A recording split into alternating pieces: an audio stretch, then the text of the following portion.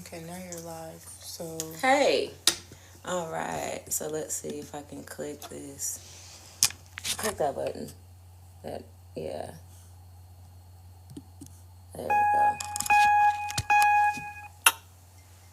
Hi everybody. I'm Darcia Houston. If you don't know me, I'm also known as Major Melanin.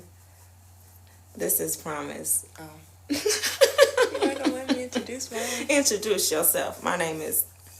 Hello, my name is Promise Houston. I am your pedicurist located here in Cedar Hill, Texas. Testing, testing. Testing, testing. We're new at this, as you can see. However, we're a mother-daughter duo. And if you all have seen anything about us, it's more than likely at market when we were selling honey, and or when we travel. My daughter just turned 21. Promise just turned 21, y'all. And it's so scary because I'm out here in the streets and I'm like, okay, I personally don't feel like there's nothing that's gonna take me, harm me, hurt me, or nothing. And then all of a sudden you have kids, and then you like they doing what you doing. And so she catching flights and she hitting the road and she gone. Like she just moving, whoosh, whoosh, whoosh, she gone. And I'm like, whoa, wait a minute, we could calm down, calm down. And so I was like, I haven't even been able to teach this girl how to go nowhere. So you can teach people, how to be and go to school and act in this way and that way. But when it comes to travel, that's a whole different ball game. And usually it needs to be like actually hands on. It can't be something you just talking about. So with that said, we booked. I called her and I asked her what was she doing for her birthday. She didn't know. So I was like, okay, girl. Well, let's go to Houston. Our last name is Houston. Let's go see the slave owner. Let's go see your city. We get down there. She didn't know how we was gonna get there though. So I told her because she only knows flights, and I'm older, so I know different ways to travel, y'all. Let a flight mess up on me, I'm gonna get an Uber straight to Greyhound. I'm not playing with you. I'm gonna get where I gotta go when I gotta get there. But she don't know that. So I make it look easy. And so we get ready to go to Houston and we get on the bus. And the bus ride. She was so uncomfortable. She tall. How tall are you, Promise? I'm 5'10". When you're 5'10", athletes or just tall people in general, it's a lot to sit on a plane. It's a lot to sit on a bus for hours, and you getting up, going to use the restroom, or going to, take little breaks is not enough. Yeah. Like, oh yeah, the bus stops when they be stopping. Yeah, traveling is fun. It's very fun, but you gotta find something that's suitable for yourself, especially when you are overhyped, because don't nobody got time to be sitting here bumping their knees with somebody's back seat. And not only that, so this is what Greyhound has done, and Jefferson Lines and whoever else the hell they have come up with, y'all. They have added more seats, right? So you don't even have the room that you had, and not only that, not all of the seats lock. So when the bus driver stop, you coming up, you going back whenever he excelling. It's just a trip on stability. So we get ourselves to Houston. Now we get to the hotel. We got an hour or so before we can check in. So we just trick out in the lobby, take pictures, whoop de wop, do what we do because we got hella luggage with us. So we get into the room, and my goal is to show her how to secure the room. Now, everybody, even she thought that the shit was crazy that I was even doing this. Like, oh my gosh, like she's so extra. This is what her eyes are saying. She's not saying it, but her eyes are saying I'm extra. I'm being too much. She ain't gonna do the shit. It don't matter. There's locks on the door. That's how I felt she was saying. What was your feeling? Exactly that. What the fuck are you doing? Like, why? And I understand why, but like, when you sit there and you actually, when it happens to you for real, because it did happen. It did happen, y'all. So it's like, it's something for you to take into consideration when you are traveling, when you're a young traveler. and when you're solo. I like to do stuff solo a lot of times, and you're just one person. So that extra safety, those extra steps and miles and trials and tribulations and all the extra stuff just to be doing. You know, your safety is at risk. So go ahead and do all of what's necessary. That's when you can over-exaggerate and do extra. So what had happened was we checked into, what was it, the Whitehall Hotel. White Claw, but that's alcohol, so I don't know. I don't know either. See, 21, you know, the alcohols. We check in this hotel. I take her through the whole steps. These are the ones that are on YouTube and TikTok. You will see us. Me literally, she's like, what are you doing? I'm putting luggage on the ground. I got my keys. I done moved my key. I done attached my keys to something. I brought out the ironing board. Y'all, I'm bringing out all of the boots. Why? Because I want to make sure if somebody come in, I know I ain't got no weapons. You know what I'm saying? I ain't got no gun. I ain't got no license or nothing. But if somebody come in, I want ample time to at least scream or do something, right? We do all of this. She's laughing her behind off. She goes ahead and record. I'm glad she didn't believe me, because this is the real reason if it was some real shit that she really thought was real, she would have never picked up the phone. So she records me going through this whole motion. I tell her how I'm going to do everything, even though regardless, I'm going to get jacked up in this process. We check out of this hotel because this hotel was next to where we was trying to go out, where our restaurant was, where the club was. It was very near. In the facility of everything. We're in the vicinity. Very convenient. But we know we're getting ready to leave out. So maybe that night or the night after, a couple nights, we check out. We go to another room. We get into this room. Promise what happens. We get into this. Oh, she don't want to talk. Okay, so we check in this hotel. We tired because we done been out. We done been drinking. We trying to turn up. She 21. We get to this hotel. We are knocked out tired. Why somebody come in the room on us, y'all? Literally. And we made eye contact, me and this man. She didn't even budge. How does somebody break into your room and you don't even budge? Because you did all of that and did all that freaking you thing. Had it. And she jumps up. She jumps up and she's like, somebody just came in.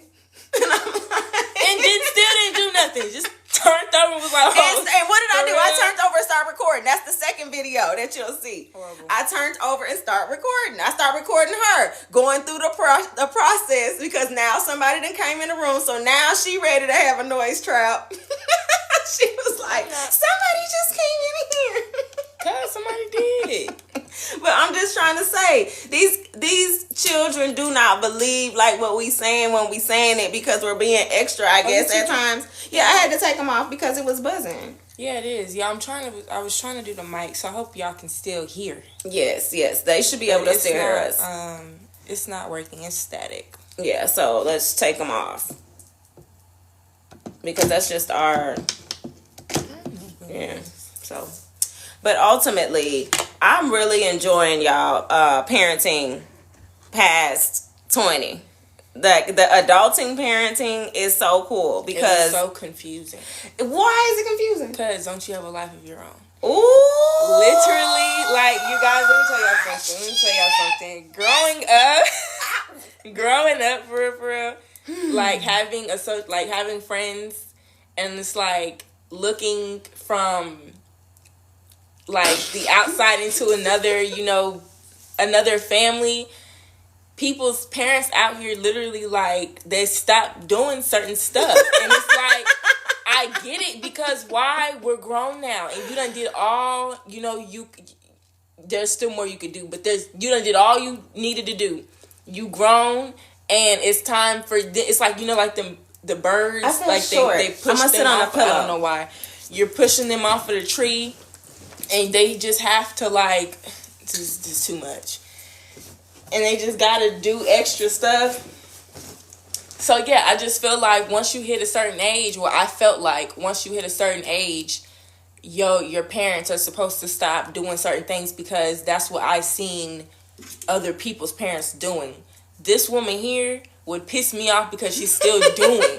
And it's like, again, don't you have a life of your own? Like, it's frustrating me that you would like get frustrated, or that you would have to put whatever you have to do to the side just to help me out. I'm independent as fuck. So sometimes I don't be wanting to like ask her or to do anything, because she's grown, I'm grown now, she's still trying to do stuff. There's still stuff that she has not yet gotten to do, and it's like, kids, you never stop. You never stop being a mom. And I just feel like there's just a time where you just say fuck it and like do things for you. And she still does stuff for herself, but like she's still treating us like we 5 or something. And it's not treating us like we 5. Boo. But it's still doing stuff for us. And it's like, dang, like, and we're grateful. It's just it's we're grateful on it, me and my brothers, but it's literally a difference out here. Like, my mom is still doing. You got people's parents out here who will literally say, well, figure it out on your own. And you got kids out here stressing. My problem, and that's my point and problem with it. I can't just, in my opinion, y'all, at 19, I'm a homeowner and a car owner. If my child is 19 and not a homeowner and a car owner, we haven't moved up nowhere. This is my personal opinion, and there's no shade. I don't feel no way about how anybody else is doing their thing out here. But understand, I am, for many years, was the only child. I have a brother. My kids don't have aunties, uncles, a big family, mobbing for them. They ain't got they don't have. What you did know about your other family or other friends, you could have 2 kids getting ready to go back to school for the school year. They had one auntie buying the shoes, another one buying all the socks and the underwear, another one buying the coats, another one buying the uniforms, to where it's a huge input, like it's family wealth. Then they got insurances on everybody. So when it's time to go to college, they can snatch that money off of that insurance and go ahead and pay off their child a car. So this is where I'm at with it. And this is why now they are landowners and car owners at the least. But that's not enough just to be where I was. So in my personal opinion, I felt dropped off by my parents. My mom has suffered from sickle cell her whole life. Wasn't supposed to do too much. She was always concerned about my survival after she passed, because why? You know what your kids' skill sets are. And I have to be honest with y'all and let y'all know I had put my focus in the wrong area. I had put my focus in my marriage and my relationships and things, thinking that I was going to be situated enough to teach my kids along the way so that I wouldn't have to backtrack. But if I don't do this all right here, you gonna be deficient, because I wasn't able to provide you with all the things and the knowledge and the experiences that was necessary just for you to survive out here in these streets. The fact that don't nobody know how to read an insurance policy is a problem. The fact that we couldn't even keep insurance was a problem. Mm-hmm. So no, you're not prepared. I knew that you were not prepared to be out here in these streets unless I wanted you to go ahead and get on assistance. Then yeah, you can survive. But who's to say that you damn grown at 18? Who told anybody that? In my opinion, you're an infant until 18. Fuck Piaget and all of them early childhood education and psychologists and all these people with these theories. What I do know is you don't know shit at 18. And you just picking up some things at 21 because now you're able to feel your way around. But you're a toddler still to me until 24. So with that said, if that is equated, I'm not into religion, but I mean, they lived hundreds of years. If you look at it like that, that makes sense to me. But no, I'm not finna drop you and your brother off. And I know I didn't do all the fuck I needed to be doing out here in these streets. And I was just getting my college education when y'all was going through school. And that was strategic within itself. Because if I didn't do that process, y'all wouldn't be in school right now. It's a whole host of things that I think you got to bring your kids along. And other cultures, in my opinion, I wish, I knew a little more on how y'all collaborated in the ways you do when a baby comes into the world or when a passing comes. These rituals, these cultural norms are very imperative for the relief of the stress. Not just weed, not just drink. These are like reactive things. Having a family is a real damn proactive piece of medicine. That's how I feel. I'm glad you understand it now, but they would just look at me and be like, oh my gosh. Ava would get ready to go spend the night somewhere. I'd be like, change your pillowcases. Let me see them socks. Well, you got clean underwear. Let me see them. I want to know all of what's going on in that way. But I'm not no micromanager. You got to go chill. You got to do stuff also that you other friends didn't get to do. Is that true? Yeah. I didn't say that. I'm just saying. I'm talking about full-fledged freedom. This girl had a full-fledged car. At what did grandma got you that car? At 16? A whole big body Buick. Like, what? Been making moves. I've never had a curfew in my life, so I've never imposed one. I don't have those rules. I don't know nothing about them. Because, see, I want to see what you want to do. And then as far as boyfriends and stuff, I want to see what you're attracted to. So we can work on that. See, if you let your kids start dating a little too late, they ain't got time to sift through the bullshit. Personal opinion. Because that little dude you was dealing with when you was, I knew he was abusive. I knew he was abusive. I could have I wanted to meet his mama so bad. I even wanted to meet him. I wanted to snatch a little shit out of him. You did? Man, I did. I cussed him out. No, you did not. I wanted to. But you got to let these people go through these things. Yeah, it's important for you to I see the difference in those who wait to do certain things. Let's take a relationship, for example.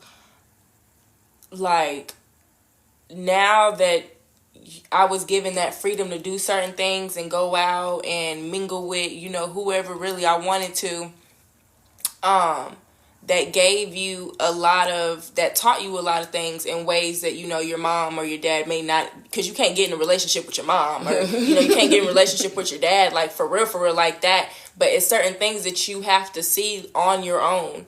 And I feel like it is important to do that at a certain age, not too young, but 13, 14 is cool, because that's you in your teens, your little preteens or whatever, and you're growing, you're learning, you're trying to learn yourself, you're trying to learn the world and other stuff like that. So why'd you do that? Because you was hitting it and I knew it was going on the mic. So you doing all that, and it's just preparing you for stuff out here in the world. You don't want to be heartbroken at 35, 50. Get heartbroken in your early ages so that when you're in your 20s like me, I'm not taking no bullshit. I'm not taking no crap. Just because you've grasped the things that you want, the things that you don't want, the things that you like, the things that you don't like.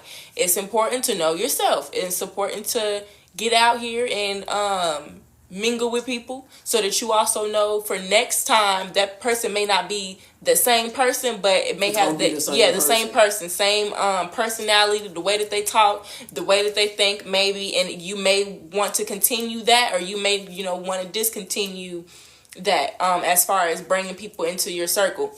So with, like I say, with me just having the freedom that I did have at an early age, and now being 21, there are some things that I've stopped doing completely. And there are some things that I just be like, what are y'all doing? Grow up. But it takes people time. Mm-hmm. And I just am grateful that we had that time started at a young age. And, now your rights and your wrongs. And go right instead of go left. I took a lot of slack for that, for the way I raised them. I took a lot of heat, y'all. People had a lot of opinions, and it was very hard to defend why I'm doing what I'm doing. I did not see it beneficial for me to go have these children, get a job, drop my lessons. They're my kids. So therefore, the universe is giving them they have my lessons. I have what they need. They have what I need. This is a reciprocal. So I drop you off and give all of my lessons to another motherfucker that don't even care. These people are not even getting ready to look you in your eye for real. They're not even getting ready to encourage you on the right things for real. They don't really know you. So now I got to go and deal with the opinion that they have of you with a red face, a yellow face, or a green face and act like I care. But I didn't give no damn about no academics when my kids were small. I don't care. Why? Because that's a societal norm, right? I need for my kids to be able to grow their own food, have their own land, have their own car, and at least a shed, a house, a barn, a tent, or something, so they don't have to be in relationships with people that are hurting, abusing, or unnatural, which was my situation. My mom's situation, my grandma's situation. So these generational curses is about to get broken with this one right here, because I'm not putting education first for you to go perform highly on what job for what slave owner. How about we talk about entrepreneurship? Because the whole time you're going to see me making money at the house. I ran a daycare for 10 years. I focused on boys, their corpus callosum, and the way that they think. I messed around and had kids. We had 3 kids before I was 21, y'all. So at this age promise, I got 2 kids. Infants. They're only 14 months apart. Who had money to go to work and get the car together and pay insurance and repairs and all these different things and deal with Karens and Jimmys and shit? No. I think a homemaker is very imperative. So, education wasn't first with me. Education is very important now that you know what you want to do and you know who you are, because you could go ahead and help your child be this person they saw on Incredible Hulk, and then they grow up and that ain't even part of their personality.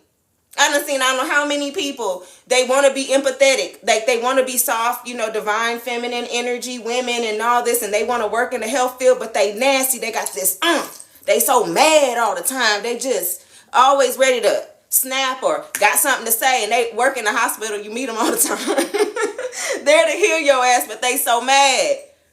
It would kill me for my kids to be sitting up somewhere mad at themselves. They don't know who they are. So no, I think the first education is us learning each other, because you got my lessons and I got yours.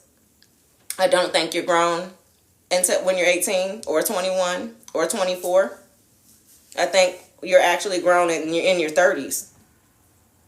You might be a teenager, and that's why some people act stupid in their 30s. But back to your point, Promise, when you were talking about how you act in 13, 15, when you're talking about knowing and sifting out who you want to be with, what type of homegirl you want to have.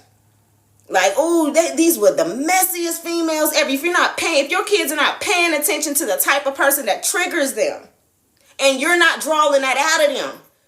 What happened today? Who you getting into with? Who you like? I really love this girl. What you like about her? You're able to ask those questions so instant. So therefore, you're helping them grow up in the ways that's comfortable for them. Not throwing my opinion on her. I knew she had a raggedy dude. She knew I had raggedy people in my life too. But offering that space. And then you won't be 30 through 50 going through a divorce acting like a 20-year-old female because you ain't been through nothing yet. It's the most saddest, sickest thing to see somebody in their 40s, 50s, and 60s trip out. Not know who they are. Been in a career their whole time. Got all these tumors because you've been holding all this pain in all these different places. That's my story. And I'm sticking to it. But other than that, she's the only girl. And how did that affect you in this situation? Me being the only girl growing up, I felt like nobody really understood what I was going through for real. And I felt like I didn't really have enough time to be like a girly girl, because I had brothers, and then when my mom had the daycare, there were a lot of boys. So I was just playing with boys, and, that came with roughness. Mm-hmm. That came, with some tough skin. That came with why are boys, like what's Little Rascals, boys, ew.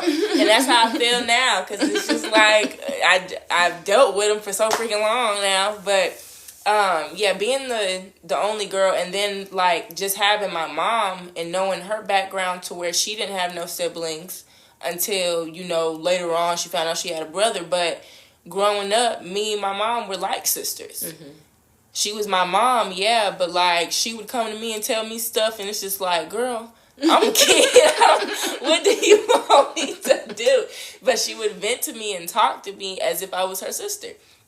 And I feel like that, you know, that with me going places with her, with me doing stuff with her, that kind of boosted the friendship that we had, in like disregarding this is my mom for real, because we did everything together and we look alike and people think that, you know, we're sisters. Mm-hmm. You know, but yeah, growing up being the only girl was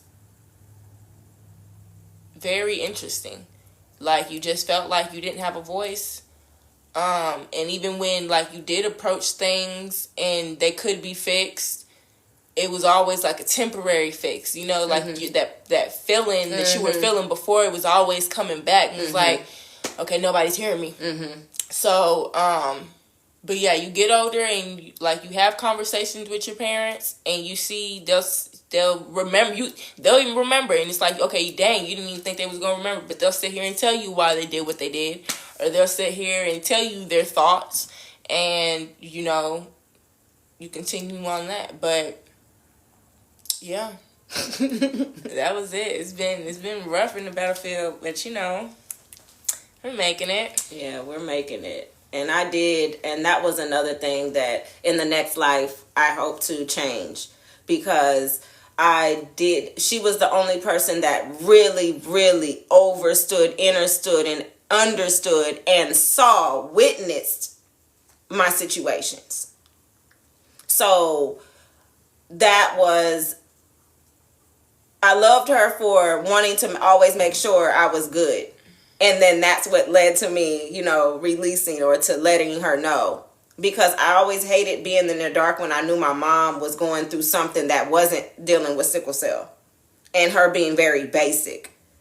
My memory goes back to 2 or 3. And I remember being frustrated as hell when my parents, my mom and my dad, was trying to trick me into eating a piece of cantaloupe after I had ate all the watermelon off the little plate. I didn't want that little regular ass cantaloupe. For one, now looking back, it was out of season. So that's probably why it was jacked up and it wasn't good. But they gonna sit there and really try to tell me this is watermelon. Watch me eat it. And I knew better. And I was so mad that y'all even tried. And you still try to this day. So I'm trying to do things in a different way because I didn't want, you know, her to be frustrated with the things I'm trying to give her and try to tell her it's something else. Like, oh, everything's okay, promise. I just have all these bruises for nothing, you know, or, oh, this okay, promise, you know. Why would I say that? So integrity and honesty, and to strip myself of all ego in front of her, is imperative to me. Because y'all can keep pushing on and pushing on and pushing on, and then you just pushing on the lie. And then as we started to learn each other, this relationship even took a long time. Even though we had this closeness and stuff, the internal closeness did not come right away. They still didn't, in my personal opinion, my kids didn't really, really trust me until like after graduation, when they seen the shit, they saw how you got to move out here. When they saw how you have to move out here, and when they really needed things, that's when it was like, who you gonna call? Not Ghostbusters. Mm-hmm. You gonna call the one that's gonna get it done at all costs, and also who has built the relationships to make sure that you good if something happened to me. It's irritating for people, in my opinion, just to go to work. Let your kids go to school or whatever they're doing. And they got dreams and aspirations. And you not sit and ponder and think of terminology or articles or opportunities for them. They can give you a plan, but you got to help the plan manifest itself because they don't know yet. And I was so saddened by looking and listening to all of the credentials and things that my parents were qualified for. But yet, that baby boomer type culture, they weren't able to ask questions. They believed that they were really doing well if they left their house, went to the slave owner to pay rent, and ain't never bought a house since. Been paying rent since they've been out their parents' house. Their parents is paying rent too. So parents is paying rent, kids is paying rent, and ain't none of y'all got together to get the house so that y'all can get another house and then another house. I don't understand that mentality for you to think it's okay. But then you know what? Yes, I do. Yes, I do. I get it. You know why? Because a lot of us ain't with our baby daddy or our husband no more. And so the new nigga ain't dealing with your kids like that. And you know it. But you're going to try to make it seem like he do. And if he do, he will really, really articulate that and be there and invest and contact and think forward just as you would. If he really fool with you and he really fool with your kids. But you get with somebody, and men too.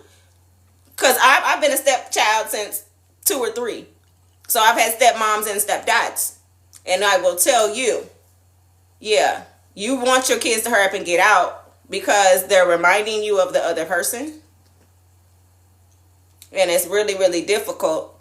And you got to prove your rights and your wrongs to your new person. If you haven't stripped yourself bare and been able to be 100% honest in how you moving forward. And especially if you got boys, that's a real difficult meshing process. So, yeah, I get it. I do. I answered my own question. Thank you, Live.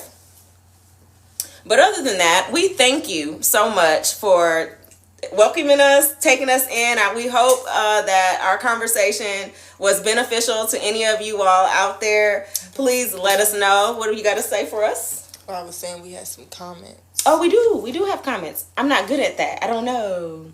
I didn't start doing technology until 2016. Promise and Abel grew up with no TV from the time that we went to antenna all the way up until last year.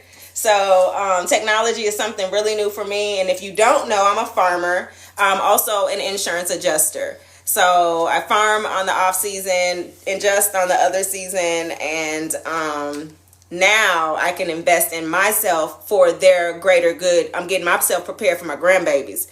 I'm not so much caring. That's what she don't understand. If they good, I'm fine. I'm fabulous. But if they struggling and hustling, I don't know how people do it. I don't. That's the most important thing in my life is Promise and Abel. Period. My health and wellness is great. I really appreciate that. And theirs too, but it's just that's what my currency, that's my Gucci bag. That's my Prada. That's my Coach. Ain't never had none of those things. But thank you all so much. You want to close this out? See y'all next time. We've recorded like some videos in the past, and now we're just like voicing those out. So we have some more videos that we're gonna voice out here soon. For the time being, I can't go live on freaking TikTok, so we're gonna be going live on her page. Y'all make sure y'all are tapping that screen for her, please, and follow so that next time y'all are able to come in, because they've been on the whole time. Okay. And they gave you like 119 likes. Oh, cool. Thanks, everybody. And that's cool. Sent me some gifts. Wow. So y'all How do you send gifts? You really get a gift? Yeah, you got some roses in there. Oh, okay. Thank you for the roses. I like flowers. My favorite thing to grow are herbs because they're medicine. Yeah, you got a lot of people in here. Awesome. Thank you all for coming. We appreciate you. And I'll repost our videos from her birthday. Yeah. So y'all can see I'm telling you, it was so hilarious. We laughed so hard. We laughed so hard. We laughed so hard. But so did y'all, because it's one of our biggest videos, and that's why we decided to do this. Yes. High five, high five. So stay tuned. Yeah. Instagram as well. I'll be on Instagram. We had some people, on my Instagram come in. Hi, Instagram. So yeah, you guys, just what the. I gave it a little. That was a good thumb. I saw that. That was big. I ain't never saw that before. Okay. See y'all later. Deuces. Yeah. High five. High five. High five. Oh, you're supposed to.